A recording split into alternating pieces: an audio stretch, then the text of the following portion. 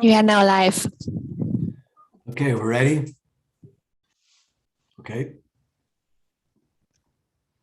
I understand that we are live streaming at this point, so we'll begin the Planning Committee meeting of Akron City Council. Make sure that all of the committee members are here and present. Connor? Here. Baylor? Aye. Kamer? Aye. And Mosley. Aye. Thank you. All members are here and accounted for. I understand that we have two items that are up for public hearing this afternoon. The processes is what we will do is we will receive a report from the planning department. And after that report, we will then open it up for comments. We'll open up a public hearing and ask for comments in favor or against or questions.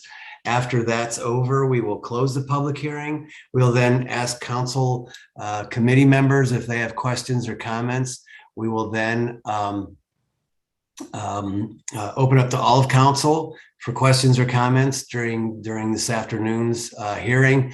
We'll also ask that you be sworn in from a representative from our law department before the public hearing begins.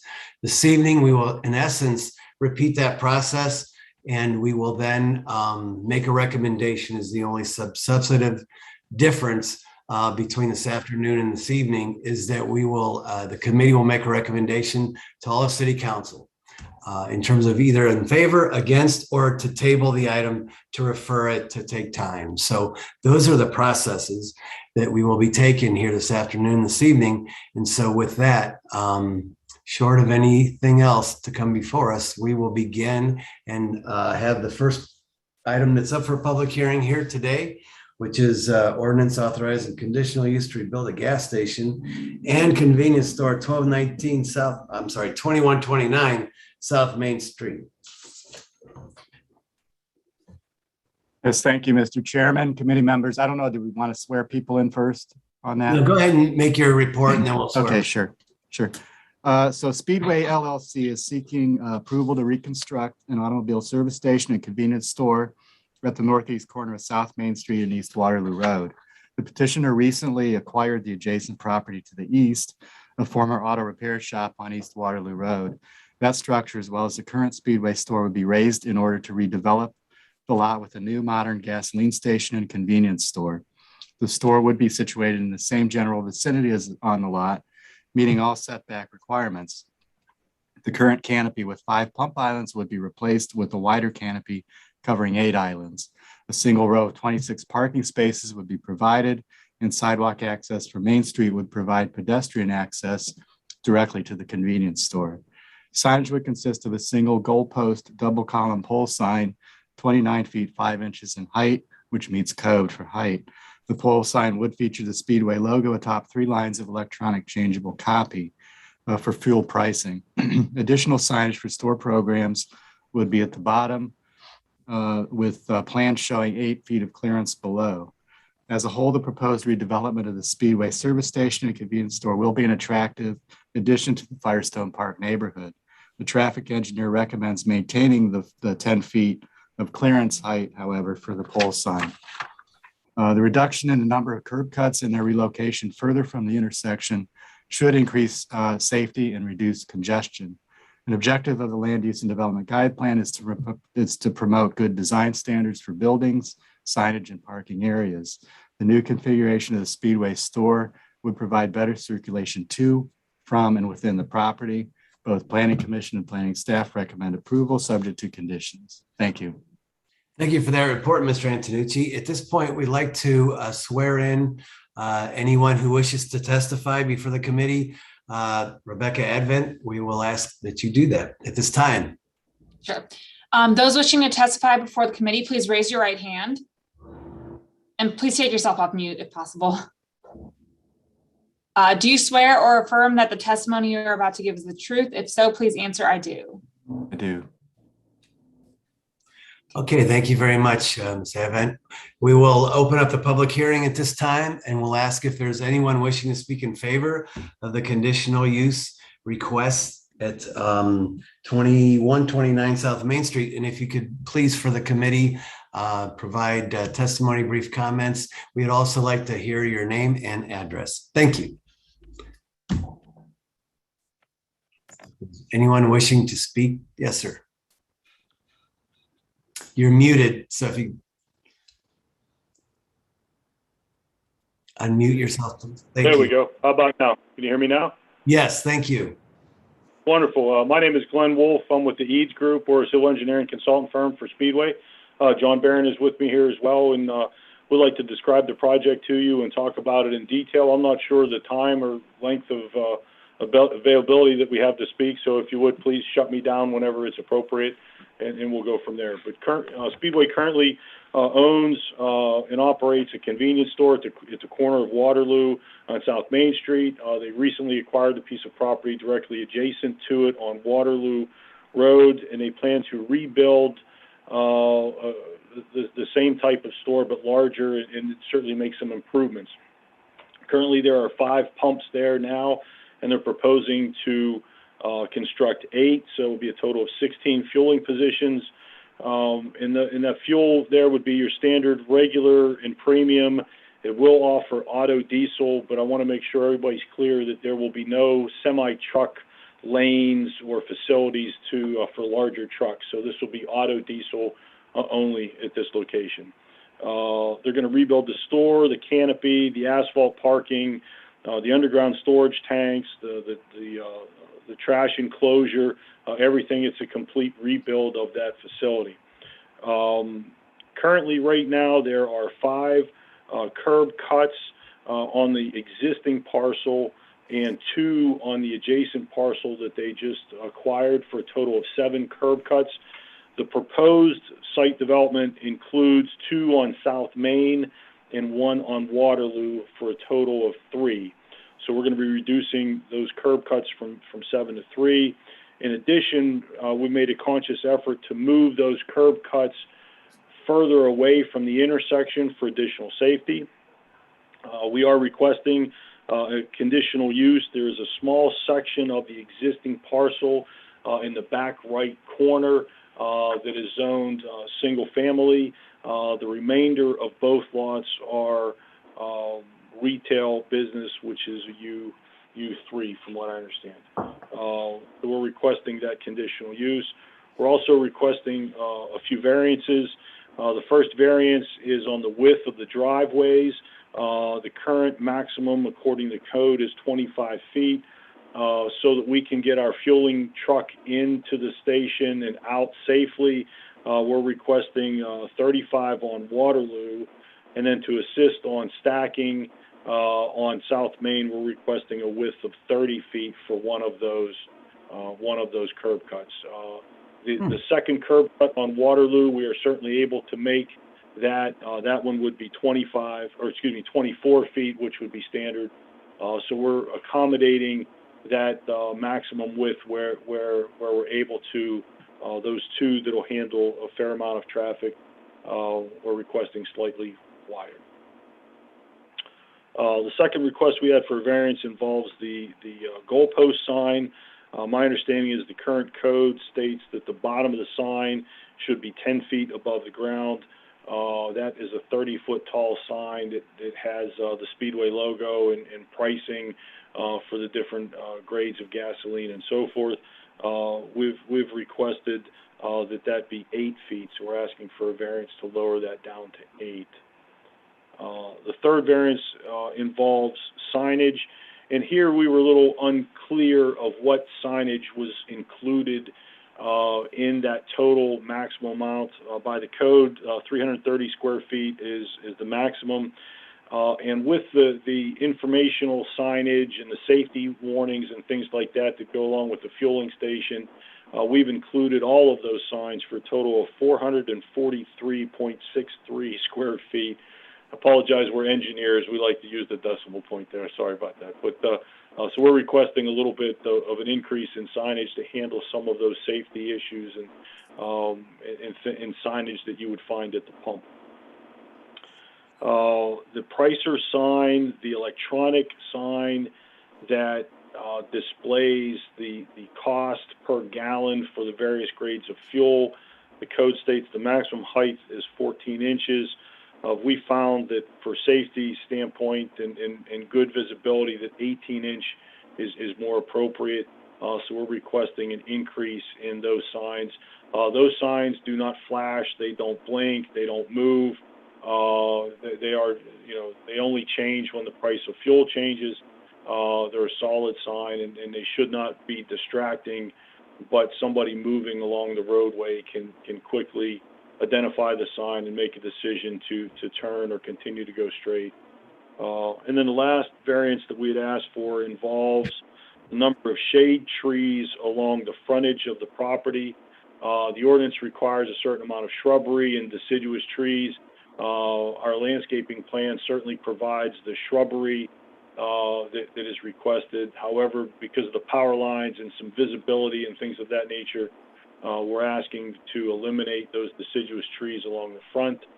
We have provided deciduous trees along the other edges of the property, and we've actually provided some pines along the back edge where there's a residential a home towards the back there. So we've tried to shield that home with some pines and things that don't lose their leaves. But we have provided some deciduous trees where appropriate along the perimeter, just not at the front to avoid some of those other issues. That, for the most part, is the project that we're proposing, the size and the shape and some of the variances that we've asked for. I would be thrilled to entertain any questions that you may have.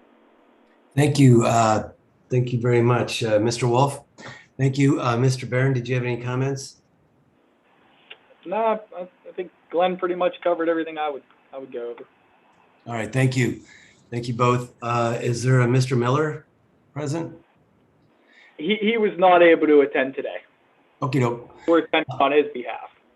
All right, cool. Thank you. Is there anyone else wishing to speak in favor of this conditional use request? Anyone wishing to speak in favor? Anyone wishing to speak against? Anyone wishing to speak against? Anyone? Okay, very good. We'll open up to questions at this point from the committee members. I do have one question, and that is what we like to see here. We kind of made a commitment. It's actually 2 for 1 in terms of trees. Whenever trees are removed, the city, we've kind of taken this posture that we'd like to see trees replaced. You'd mentioned some are coming down. How many are coming down and how many are going up? We'd like to minimum, I would say, see 1 for 1. We'd ideally like to see 2 for 1. That's our commitment as a city. And it's not within the code, but it's what we would like to see. It's not in the code just now. No, we're putting 22, I believe. That's a fair question. We have several that are getting removed just because of the driveways. One, I think there's at least 6 in the front. in the front. 1, 2, 3, 4, 5. I believe there's 6 that need to be removed for some of the sidewalks and other proposed features. And I believe we're planting a total of 22. 16 are the Colorado blue spruce and 6 for the service berries. So there would be a total of 22 that we're proposing. Very And good. that's kind of scattered throughout the site. I'm not sure if you guys had a chance to review the landscape plan. But the reason why we couldn't put it in the frontage is due to, where our proposed signage is, and also to the overhead electric. There's an easement, a 10-foot easement along there. And obviously we don't want to create any issues with, people pulling in and out of the site. That's fair. Thank you. That's visibility is king when it comes to retail. We understand that, but like I said, we also have a commitment on the other side. I don't know where the decimal would fall for 22 for 6, but we appreciate your commitment to that, and that's moving forward. That's what we'd like to see. Very good. It looks on the surface. It looks. I had the map in front of me, and all of us do. And is there any questions from any committee members? Any committee members have any questions? No comments. I see. Oh, Mr. Kamer. Thank you, Mr. Chairman. I appreciate that.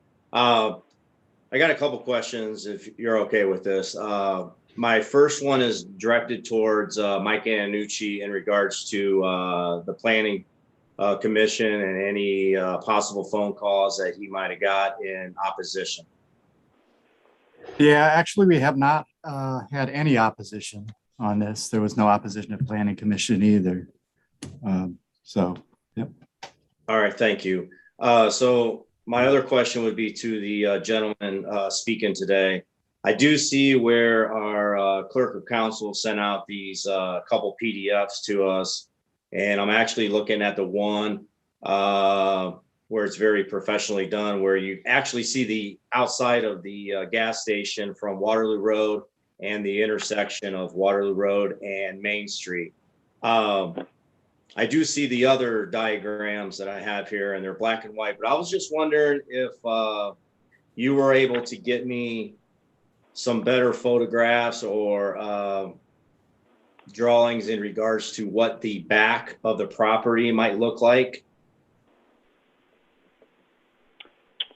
We do have some addition. I do have some additional ones. From the backside. But they're from over here. Yeah, I think they're from. Yeah, we have two other colored renderings, but they're not from the intersection. They're from the perimeter of the building standing on the street. Is that what you're referring to, or are you referring to the back side of the building itself? Mostly the back side of the building, please. Okay.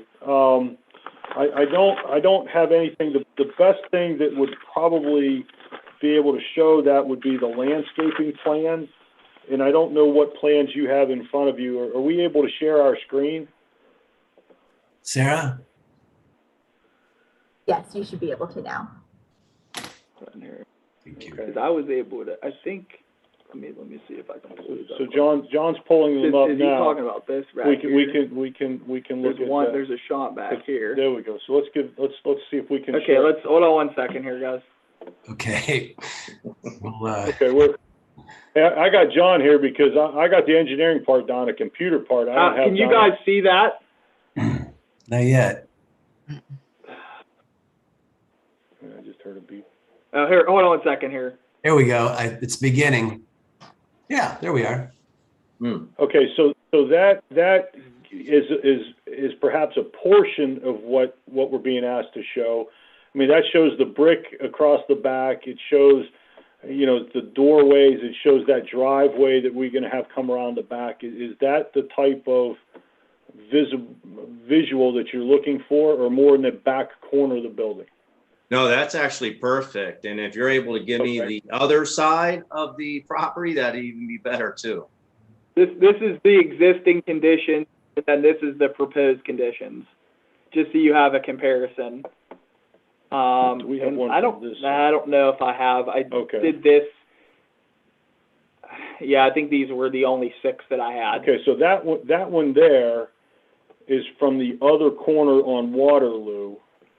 You can see the end of the canopy, and unfortunately, when our department put the rendering together, they included these 3 trees in the front. Those trees are going to be removed, but you can see the back corner of the building. You can see some of the pines that we have along that back parking edge that we're going to be there. So that's what I have to offer now.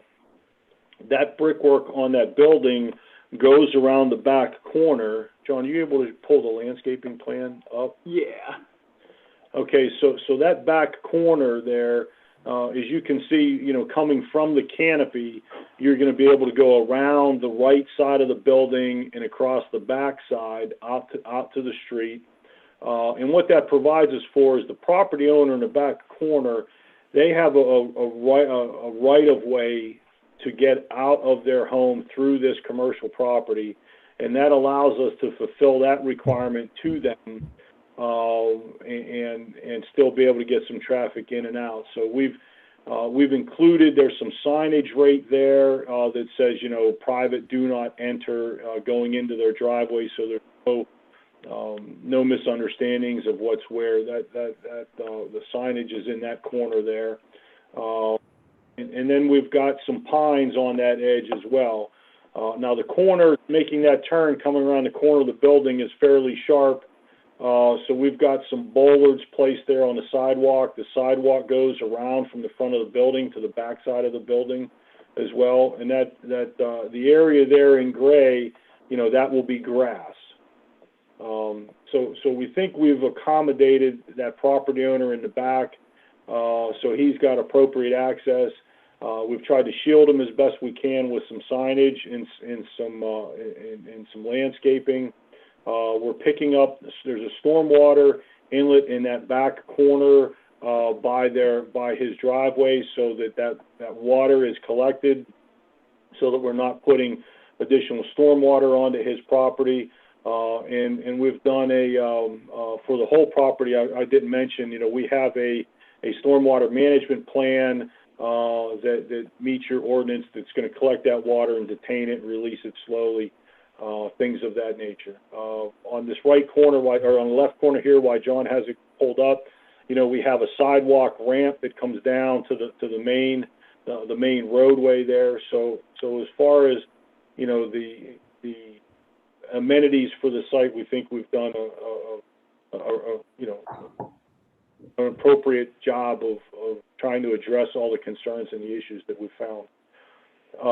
Is there something specific in that back corner more that I could explain to you? Is that an area of concern, or are you anticipating a question in the future?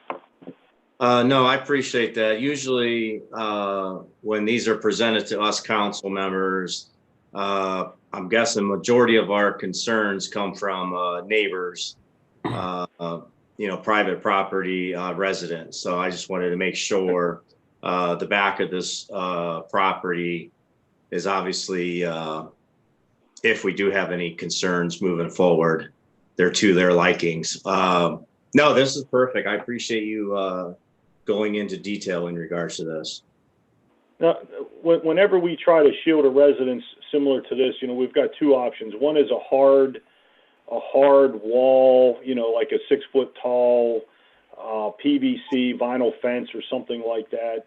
And those have their own issues associated with them. Where we can, we try to use, landscaping and softer areas. If you look in the front right here by this other row of pines, the topography slightly increases right there, trying to shield some of those headlights. In addition, so we're trying to use both landscaping and the topography to try to, keep those headlights at bay. I'm sure with the current facility and the existing business that's already there, that they do have some interaction with lights and things like that. So we're trying to recognize that as a concern, and we're trying to address it. There's a couple ways to do it. We prefer the landscaping as opposed to a hard surface. Thank you. Are you okay, Mr. Kamer? Yeah, I appreciate that, Mr. Chairman. Thank you. Thank you. Thank you. Further questions or comments? I saw Mr. Malik had his hand up at one point. Mr. Malik? Thank you, Mr. Chair. Just following up briefly on the point you made earlier about trees. I know at one point we had discussed potentially having the number of trees that will be removed for a project on the conditional use petition, so that, it could be something that we readily, are able to look at, on each basis. So just wanted to mention that again. Thank you. Thank you. I would also ask, and I think we need, we've been having some talk with our folks in planning, reference the zoning code and such to a certain extent. But Mr. Bear, I would just ask that, we probably moving forward, appreciate the trees and everything. And this is more of an ask than obviously a code issue, but, I think we all need to be more cognizant of the public safety feature of property these days. So, the lighting and such, it's a balance between, like too much lighting in between a business property and a residential property. But then again, there's also a balance in terms of, maybe, in some cases, more lighting might be better to make sure from a public safety standpoint. So just something to keep in mind. The lighting plan on this stuff. So thank you very much. Is there any other questions or comments from anyone at this point? Okay, very good. Not hearing anyone. We'll invite you back this evening. And again, we will basically repeat the process and the committee will then make a recommendation afterwards to all of council, either to approve, disapprove, or to table the item and to take time and refer. So thank you again for your testimony here this afternoon. Thank you.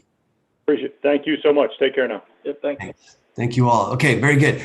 The second item that's up for public hearing is authorizing a conditional use to establish automobile sales at 1482 South Main Street.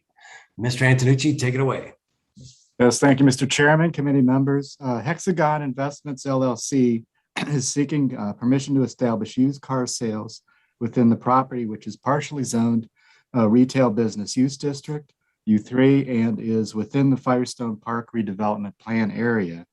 Since used car sales are classified as a U4 commercial use, conditional use approval is needed. In 1987, the prior owner was granted a conditional use to conduct major truck repair and to construct a 3-bay addition onto the rear of the gas station. That use has been discontinued. The petitioner has stated that the existing 3-bay building at the rear of the property is currently being used as storage space for the commercial real estate company, which is compatible with the zoning classification. They intend to lease the retail zone front of building with its 2 garage bays to SJ Motorworks. The petitioner further stated that they intend to repair some of the sections of pavement and repaint the former gasoline station building. In 2019, the zoning code was amended to classify used car sales from retail use to commercial use. This reclassification was prompted by an oversaturation of motor vehicle sales lots, mainly on retail zone lots along main arterials. Most of these lots create visual blight because they are characterized by paved parking areas in disrepair, little or no landscaping, illegal signage, and overcrowding.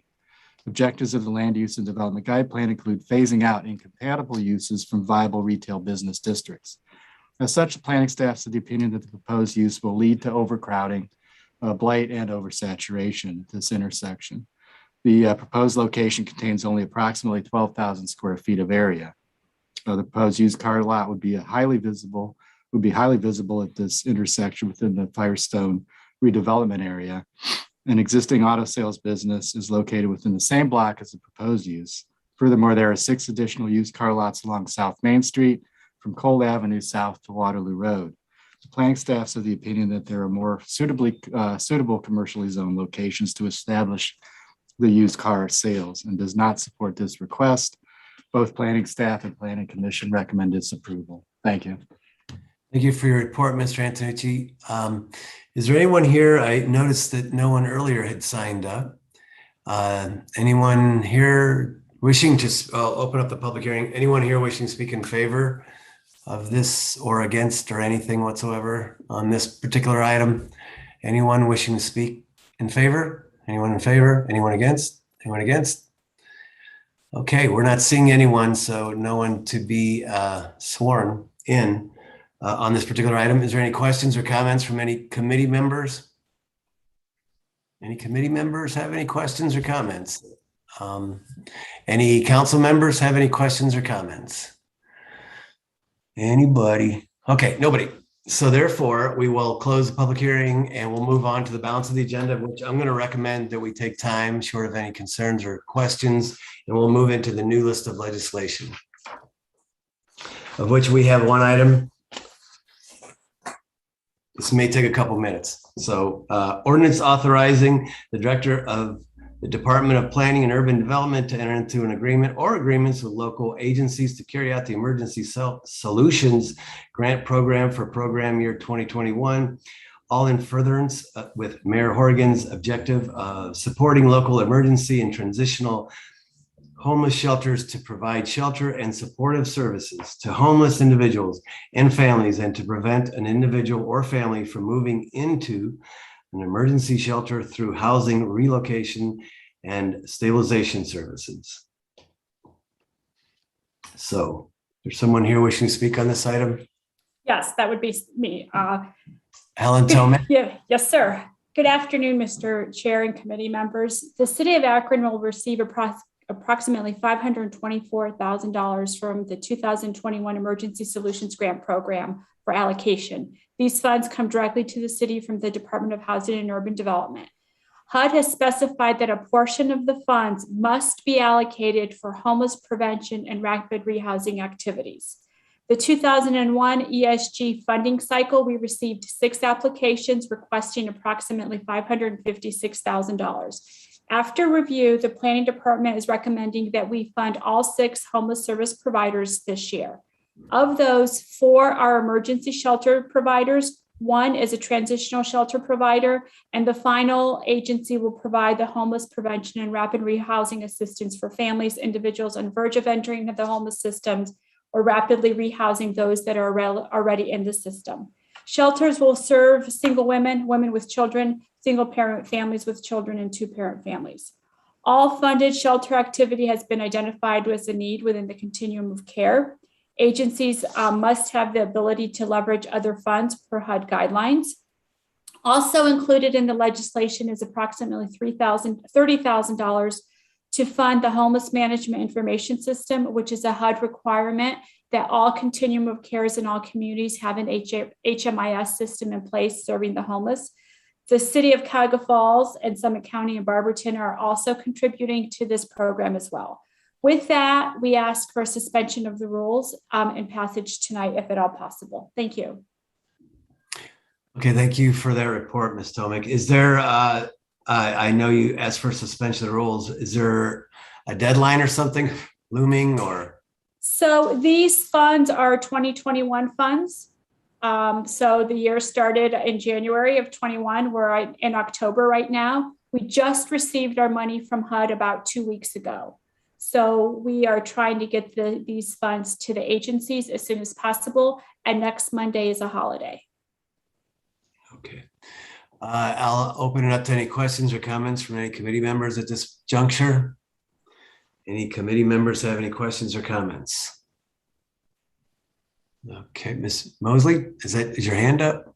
Yes, thank you. Okay, okay, good. So, Helen, so these funds are directly for agencies only. There's not anything that's specifically allocated to, for example, Hillwood Homes. So these are all agency funds. It is all emergency shelter or homeless prevention or rapid rehousing dollars. So in the HARF Act with 2009, HUD actually specified, there's a ceiling. So anything above that, so we received a certain allocation for years. Anything below that allocation can go for emergency shelter and transitional housing. Anything above that must go for homeless prevention or rapid rehousing activities. So we can talk, if you like, later about Hillwood Homes and what that would look like. We can have that conversation if you like. Okay, thank you. Mm-hmm. Very good. Ms. Mobian? Thank you, Mr. Chair. You indicated that there were 6 agencies, I think you mentioned. Correct. Correct. Can you identify those organizations? So you should have received a memo via email, I think. Okay. So it is Access, the Battered Women's Shelter, Family Promise, and Shelter Care are the emergency shelters. Legacy 3 is the transitional housing provider, and United Way of Summit County is providing the homeless prevention and rapid rehousing services on our behalf. How are they doing that? Are they contracting with somebody? We are contracting with them. To do what? We are contracting with United Way to work with the homeless folks that are currently in shelter or about to lose their housing, and to provide rental assistance of up to 9 months to a year, I believe, and to make sure they can stay in their home, or if they are in an emergency setting, to rapidly rehouse them into the private market, providing a security deposit, moving assistance, and then rent for, like I said, 9 to 12 months. It'd be nice for us to see a spreadsheet as to how they are doing with that. Okay. Didn't we have HM Life doing some of that before, and Salvation Army? Oh, yes. That was like 10, 12 years ago. Has it been that long? Yes, ma'am. So I believe the Salvation Army withdrew their services. They were providing the homeless prevention aspect of it. They withdrew their services, and then we went with Infoline at the time. And then HM Life that followed suit. And then Infoline picked up both the homeless prevention part of it and the rapid rehousing portion of it. And the homeless prevention is only rapid rehousing and all of that? Is no other? So homeless prevention is if I am renting a unit right now and I am behind in my rent, 2 months, 3 months, 4 months, and I'm on the verge of losing that apartment, then we can go in and work with the landlord and to pay back rent, the back rent owned, and perhaps some future rent, and making sure that I can stay in that home rather than entering the homeless system. So that's the homeless prevention part of it. The rapid rehousing part of it is if I'm currently residing in a shelter and I have no income at the time, then I am to be rapidly rehoused. That means we work with United Way works with me to find an apartment. And then the rapid rehousing program will pay for my security deposit, will pay for my moving costs, and pay for rent up to, like I said, 9 months or 12 months, depending on where I am within my income at that time. Okay. Does that make sense? Yeah. Okay. Now CSS is not involved in either one of those pockets. They are not. Okay, thank you. Thank you, Mr. Malik. Thank you, Mr. Chair. And thank you, Ms. Tomic. First of all, I want to thank you. You know, we have $500,000 in federal funds that we're allocating, and we have the recipient, the activities that are going to be done by the recipients and the amounts. And so that's helpful information. One specific question, I know that we had discussed by email the prospect of CSS receiving ESG funding for temporary transitional housing. What's the status of that? We are, they submitted an application and we are looking at the contract right now. But that would be, yes, that would be ESG COVID dollars. Okay, so it would be This is a different funding source. Correct. Okay, but that still is likely to move forward. Correct. All right, thank you very much. Thank you. Mr. Neal?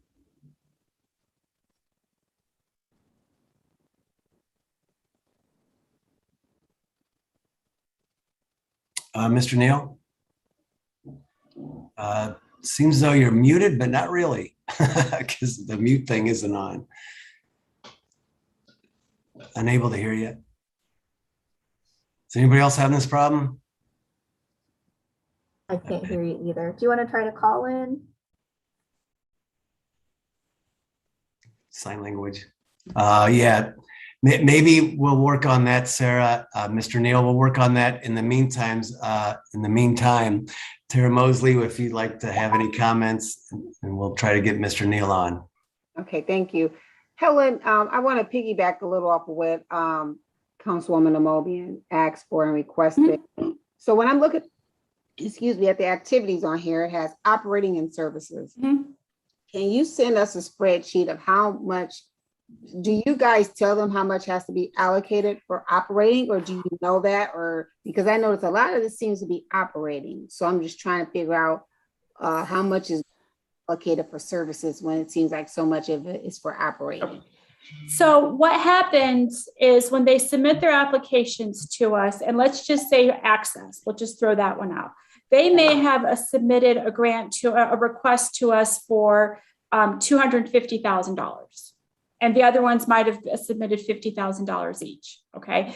And because of the restriction that I mentioned before regarding the HEARTH Act, how much we can put towards emergency shelters and transitional shelters, we go back and we look at the dollar amounts and the request, and we say, okay, based on your request and what we're seeing, we can fund you for $201,000. That's what we have for access. So what we're going to do then is we're going to send access a letter and say, okay, we can fund you $201,000. How do you propose on spending those dollars? So that was hopefully go out maybe tomorrow. And I think we're going to give them 2 weeks to give us that information. I will say that, I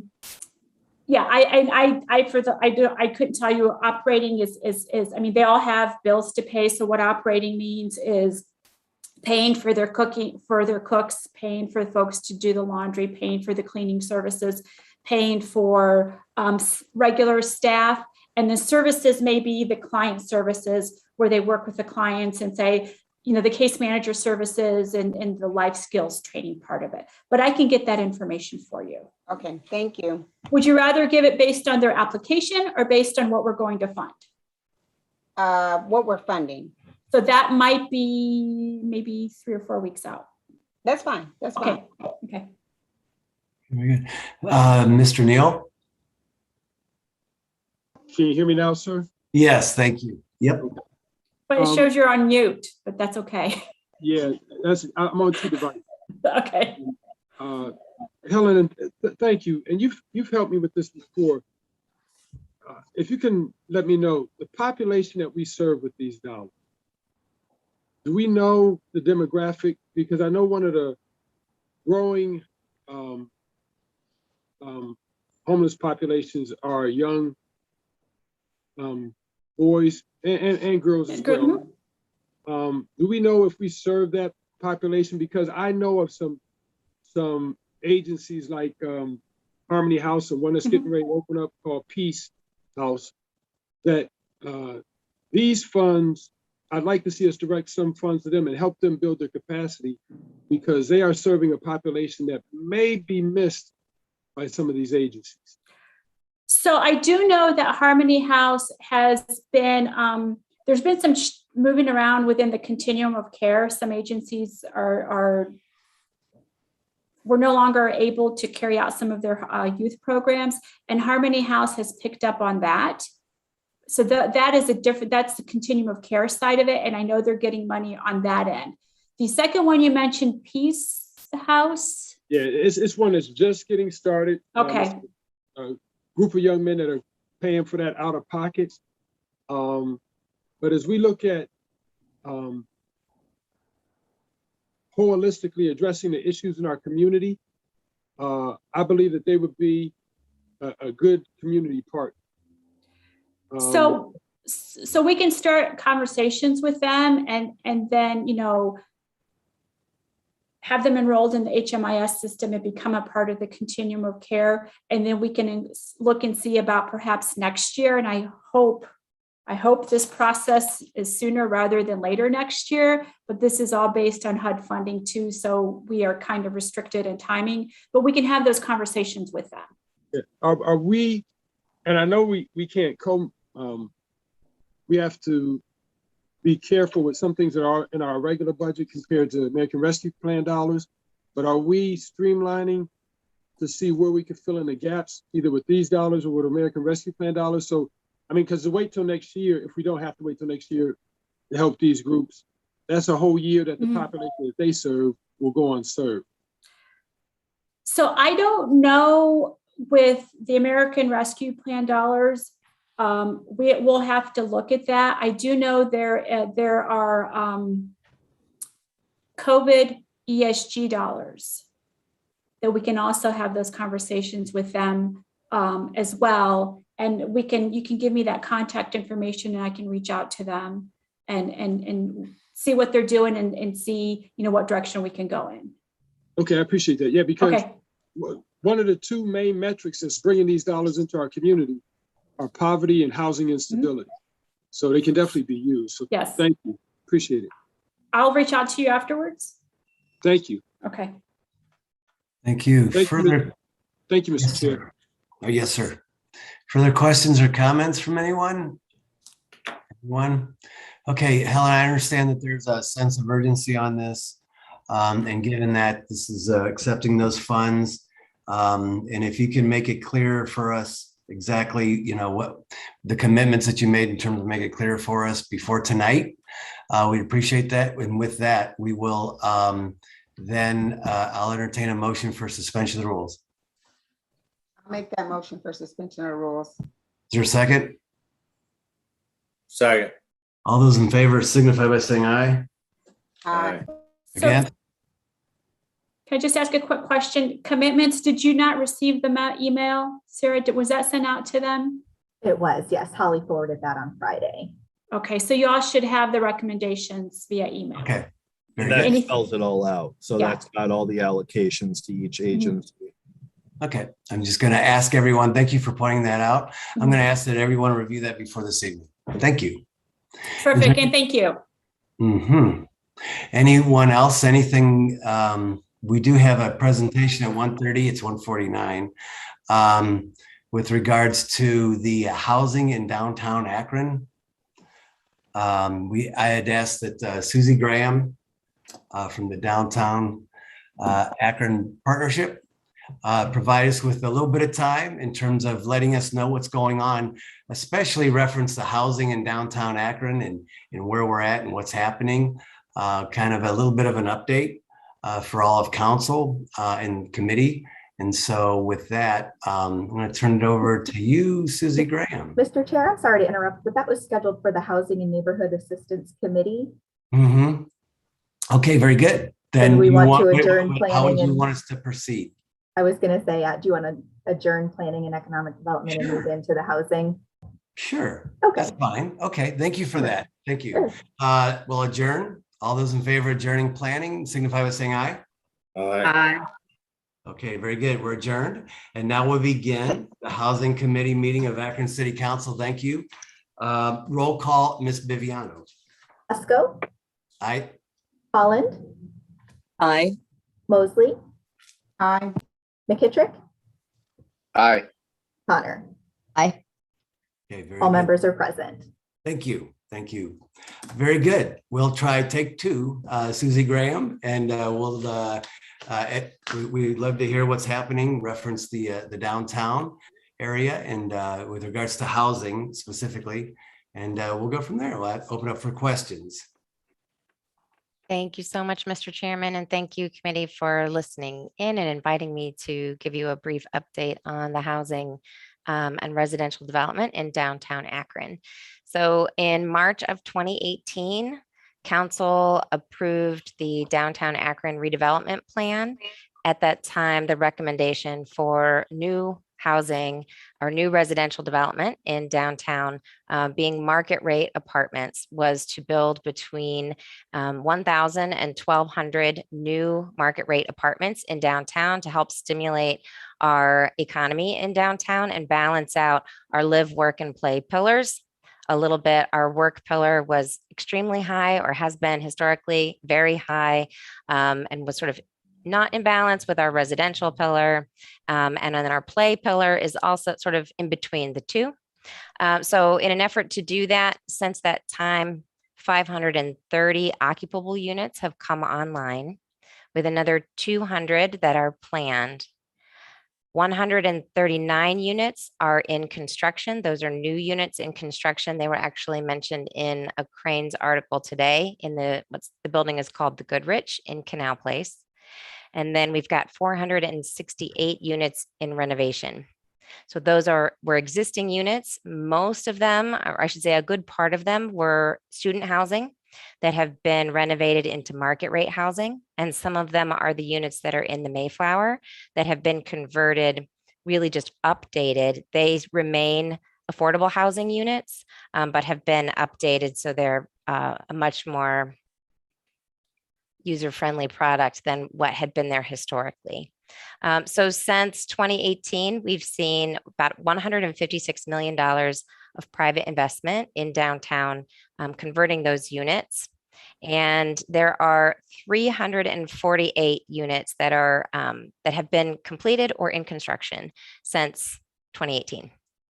So as of January 2021, our market rate occupancy has been about 92% in comparison. September of this year, so September 2021, we're about 89%. One of the primary reasons why that has dropped down a little bit is that the 159, formerly known as the Law Building, those units came online, and that's a significant number of units that came online in June. So that's really sort of like a really quick overview of where we're standing from a residential side. Progress that we've seen that we'd say is very positive. We're seeing a lot of participation by our residents, downtown residents, from either affordable or market rate units in our programming in downtown. And we've also started to pivot some of our programming to be more amenable to residential use as opposed to just a visitor type of programming. So lots of fitness, exercise programs, things of that nature, to encourage our residents to come out and enjoy downtown. I really credit council for making that decision when you did in 2018, because that residential development has certainly helped offset the challenge that we've seen over the last year with COVID, and many of our employee base, so our work pillar, has been working remotely and contributing far less to the sort of the vibrancy of the downtown area. So those residents coming, building up, those residential units building up, and those residents coming out and being part of the downtown neighborhood has certainly helped keep us afloat through 2 very challenging years. So I would love to take any questions or answer any questions that you might have regarding residential development.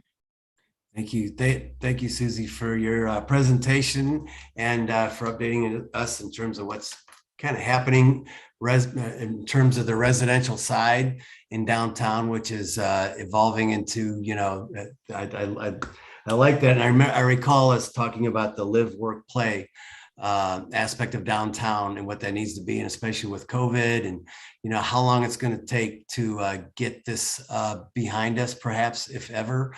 This transition, we're in a good position, it seems, for this transition, perhaps maybe more on the live side. And so that's exciting to see. I'll try to get these in order that I had seen them come in. Ms. Amobian.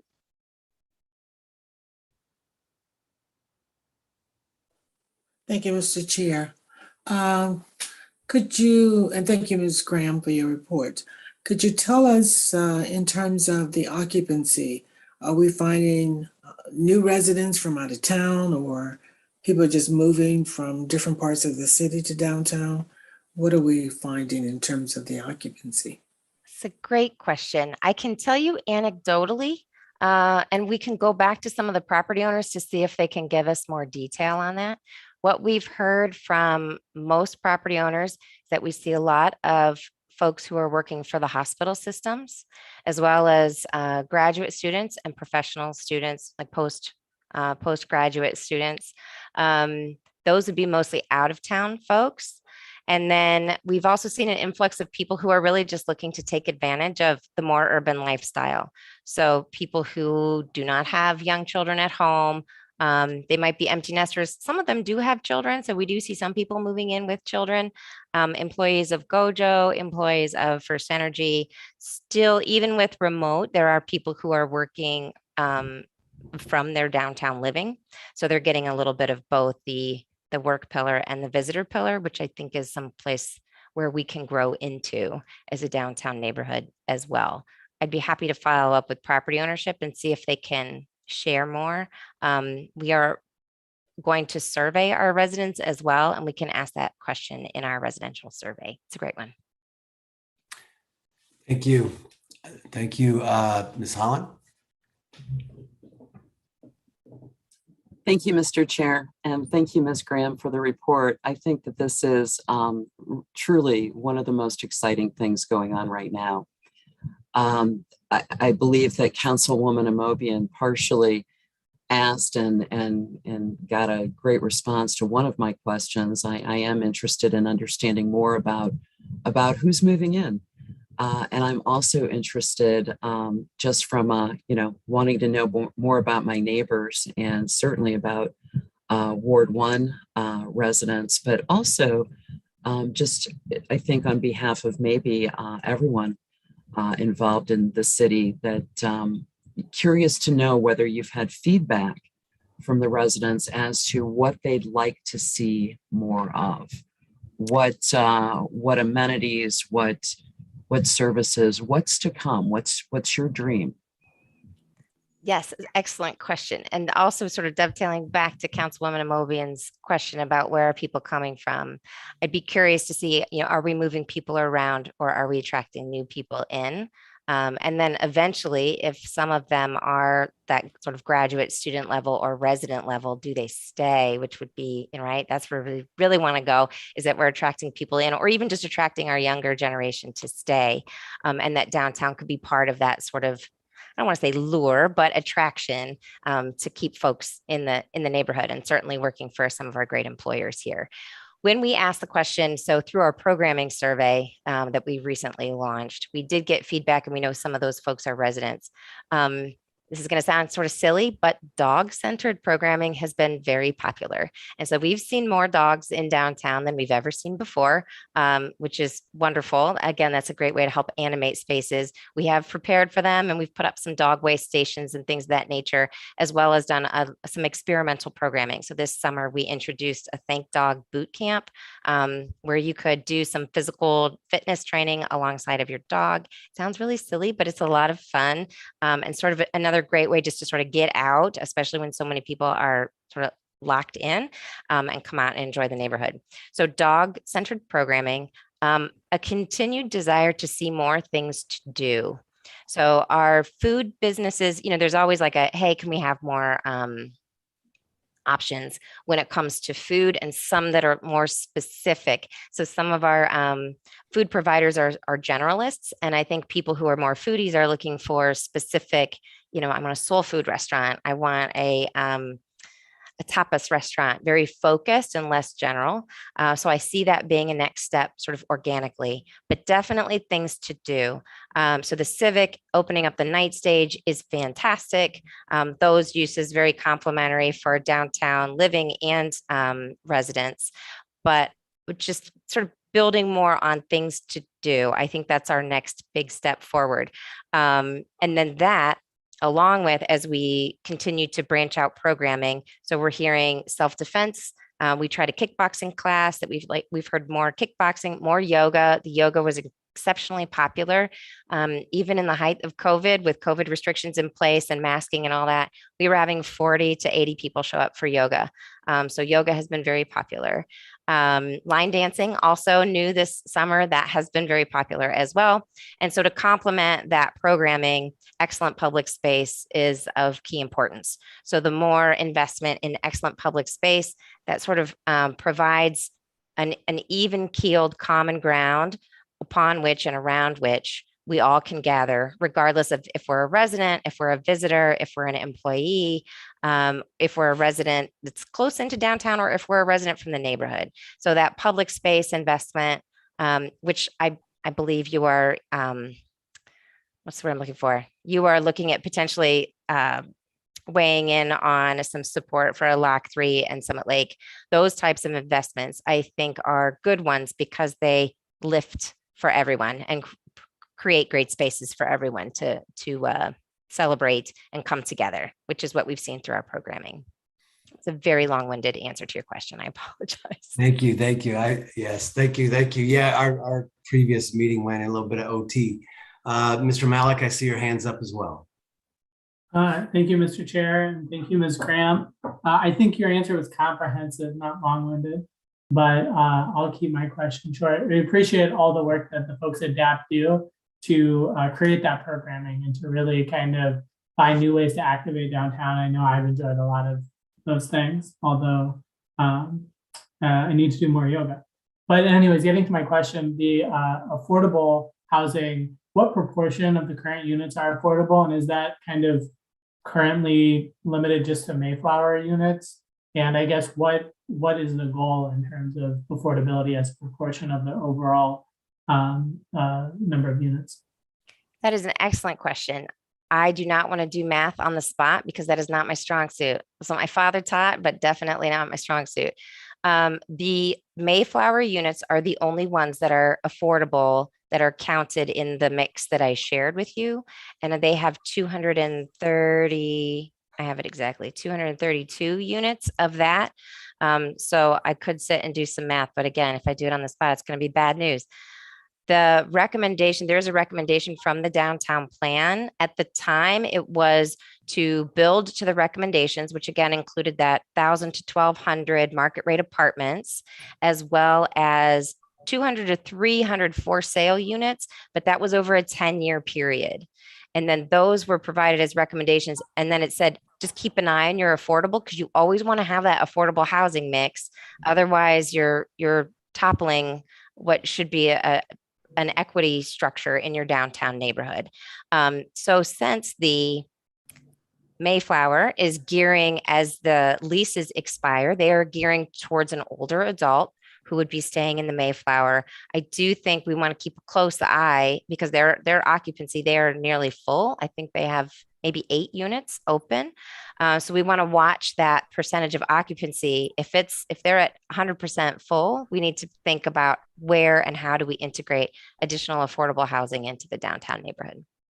Thank you, Ms. Graham. And I would just echo that, maybe as these new units are, going through the development pipeline, we can keep in mind maybe a small portion of them can be affordable, as we keep an eye on. It sounds like we're pretty close to meeting the demand. There's probably more demand if there's only 8 open units. So appreciate that information. Absolutely. Thank you. Ms. Connor? Hi, Susie. Do you think, I know that East End has grown tremendously to where they've put in another 80. Alexander Pierce has grown. Do you see that downtown housing feeding into that corridor up Market Street and then both kind of helping each other? Or do you think it's more still a little separate? I think that currently, so we all know Akron's like the 20-minute town. You can get from one side to the other within 20 minutes. I think that most, and then when I say most residents either have a keen knowledge of our public transit system, or they are in possession of a vehicle or have close proximity to a vehicle. That's one reason why the whole grocery store doesn't put the kibosh on downtown residency, because people can get to a grocery store or they can have their groceries delivered, things like that. So that access is there. I think that people that live downtown would have the same likelihood of going down to Handles or the Starbucks that's down in East End, or Alexander Pierce, if the need arose or if the desire arose, and vice versa. So I think that they move back and forth.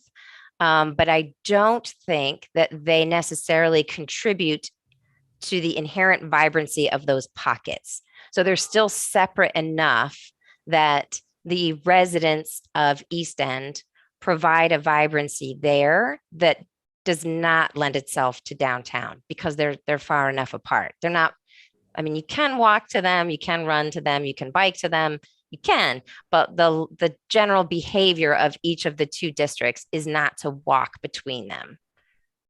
Does that answer your question? I think that's what you're asking me. Yes. Okay. Just getting a feel for it. Mm-hmm. Thanks. Sure. Thank you, Ms. Mosley.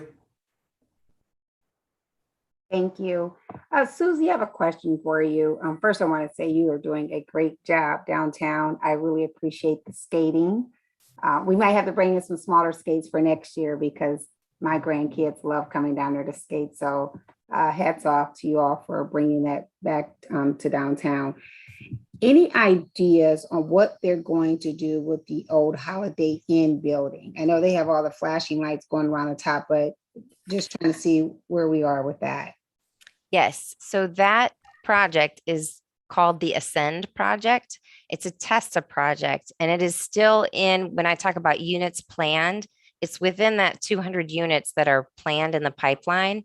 The last I heard, that project is still trying to get its capital stack or its financing all put together before it can really break ground in its renovation. It is still intended to do that. The art installation is intended to be a temporary to semi-permanent, until that actual reconstruction takes place.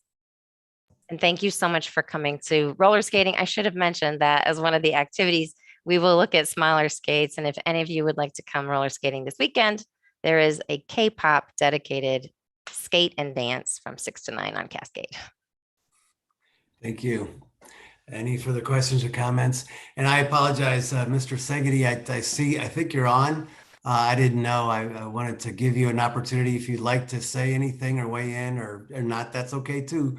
But just wanted to give you an opportunity. I apologize. I meant to do that early on.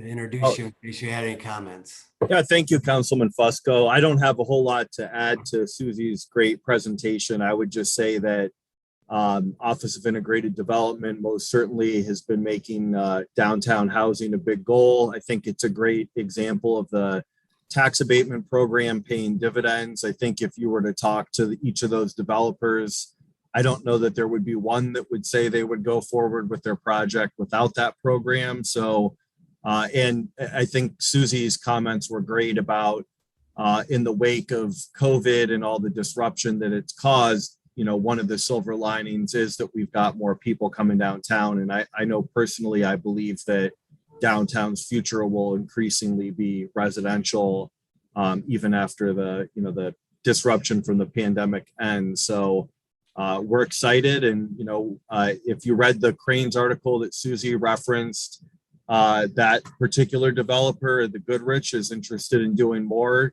downtown, and there are others who are as well. So I think we're still a long way away from saturating the market with housing. I think we could still accommodate hundreds more units, and there's a lot of market research to that effect too. Good. Thank you, Mr. Segedy. And again, thank you, Susie Graham, for coming and sharing with council. All of council, basically, I think is all here in terms of how we're doing on downtown and residential development. You could say one of Akron's newer neighborhoods when it comes to living and playing and working. So thank you for all you do. We certainly appreciate it. And with that, I will entertain a motion that we adjourn the Housing Committee. So moved. Is there a second? All those. Second. Thank you. All those wanting to adjourn signify by saying aye. Aye. Aye. Let's have it. Thank you again, Susie, for coming and sharing with us. Thank you so much. We appreciate it. Turn it back over to you, Sarah. Our next committee for the day is the Parks and Recreation Committee. Those committee members are Neal, Mosley, Malik, Lombardo, and Connor. We want to just give everyone a minute to get back their videos.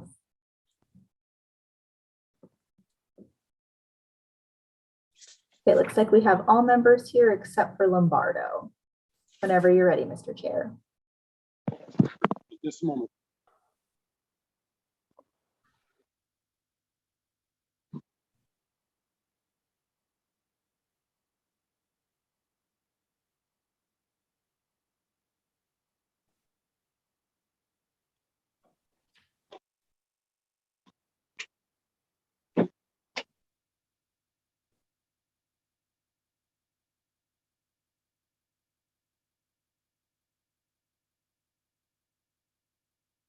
Are we, quick question, Sarah Viviana, are we still live?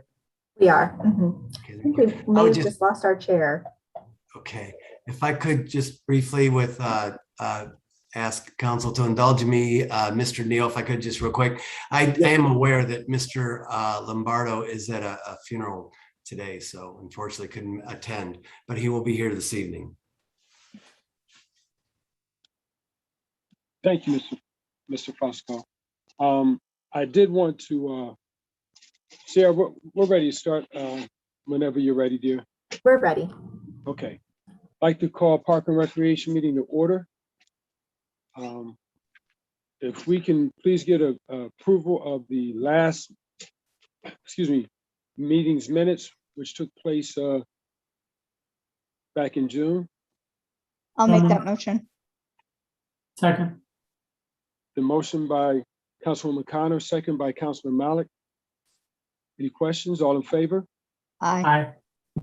Thank you. We just have the one piece before us that I believe was referenced last week by Councilman Lombardo. We'll read it in.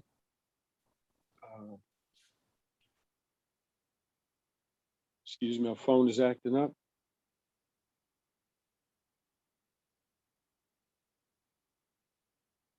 Okay, resolution congratulating the Akron Rubber Ducks, team owner Ken Babby, general manager Jim Vander, if I pronounced the name wrong, and team managers and coaches for winning the 2021 AA Northeast League Championship Series, and for all the team's accomplishments in 2021 and declaring an emergency. I don't know if anyone's here from the Rubber Ducks, but I'd like to,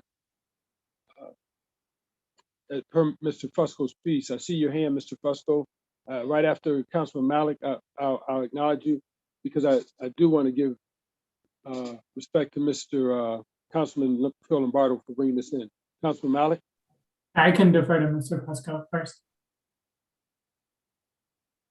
Just for informational purposes for the committee and everyone, Mr. Babby will be here this evening at 7 o'clock from what I understand. So, and of course, I know Mayor Horrigan and Mr. Lombardo and I all had conversation about, moving forward on this resolution and bringing it in. So yeah, I mean, we could talk tonight, it seems like, and maybe further detail with Mr. Babby, but he's just done such an amazing job putting just an outstanding, there wasn't long ago whenever, and these things succeed or fail based on ownership, as we all know, and the Rubber Ducks has certainly succeeded, and their investment not only in the team, but in the stadium and what they've done as well. It's a great family venue. So thank you.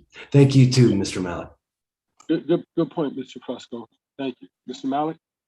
Thank you, Mr. Chair. Thank you, Mr. Fusco. And yes, I agree with everything Mr. Fusco said. I think, especially during the last year, it's been difficult for the Rubber Ducks with the Main Street project, and then with COVID on top of that, and missing a season. So I think a lot of us were glad to catch games down there this past season, and look forward to speaking more about it this evening. But I would make a motion for suspension of the rules with a favorable report. Thank you. Your second, please. Second. Thank you, Councilman Connors. The motion is second. Any questions? All in favor? Aye. Aye. Any opposed? The motion carries. Thank you. Unless there's anything else to come before us, motion for adjournment. So moved. Second. Thank you. We're adjourned. Our next committee for the day will be the Public Service Committee. Those committee members are Mosley, Hamer, Holland, Lombardo, and McKittrick. Like we have all members present, again, except for Lombardo. Whenever you're ready, Madam Chair. I am ready. Okay, if we could get a motion for approval of our previous meeting minutes. So moved. Second. We have a motion and a second. All in favor? Aye. Aye. We have one piece coming before us. Ordinance authorizing the Director of Public Service to enter into a contract or contracts after publicly advertising for bids for a temporary concrete installation over excavations of the Division of Water Distribution and Sewer Maintenance prior to final pavement surface repairs by the Division of Highway Maintenance. Approving specifications, therefore, and declaring an emergency. Mr. Leto? Thank you, Madam Chair, members of the committee. This is our annual legislation for our large, we call permits, sewer and water excavations. The last piece that you passed, or this council passed, was June of 2020. That money has lasted us a little over a year. This money, obviously, if we have a mild winter, which we're all hoping for, this money will last more than a year also. But we will encumber a little bit of this money because we're almost out of the last contract. So this will allow us to bid and award once the bids come in. And this probably will do between 150 and 170 large excavations. So these are those water main breaks, unfortunately, that take out large sections of roadway or large intersections. We do probably 600 of these a year. The small water and sewer breaks, there again with our aging infrastructure, our own highway department fixes those excavations. So water and sewer fixes those themselves, and then what'll happen is highway will come in and repair those 500 to 600, but this legislation is for that 150 to 170 a year. A lot of them are concrete streets in the winter. As you know, that temporary asphalt, we put that in the hole, but sometimes it gets pretty rough in the winter. So we'll concrete cap these excavations to get us through the winter. And then in the spring, we will put the asphalt back as needed. Okay, any questions from committee members? Any questions from council members? Councilman Neal?